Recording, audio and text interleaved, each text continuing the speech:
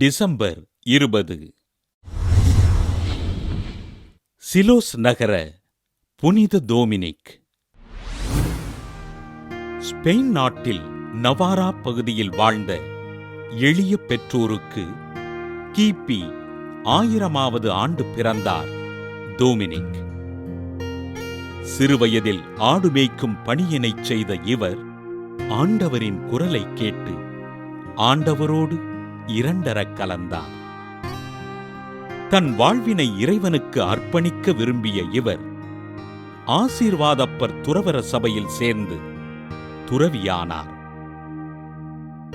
ஆசீர்வாதப்பர் துறவற சபையின் பயிற்றுனராகவும் தலைமை துறவியாகவும் தன் பணிகளை திறம்படச் செய்த இவர் தன் சபை துறவிகளை அன்போடு அரவணைத்து வழிநடத்தினார்.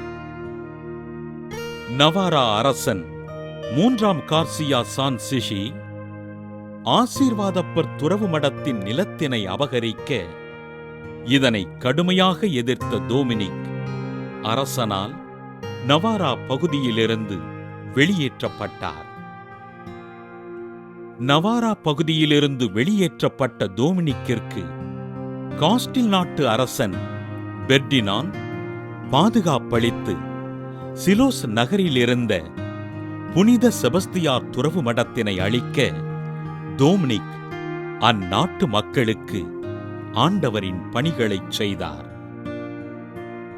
மடத்தின் தலைமை துறவியாக நியமிக்கப்பட்ட டோமினிக் எளிய மக்கள் கல்வி கற்று வாழ்வில் முன்னேற உதவிகள் செய்தார்.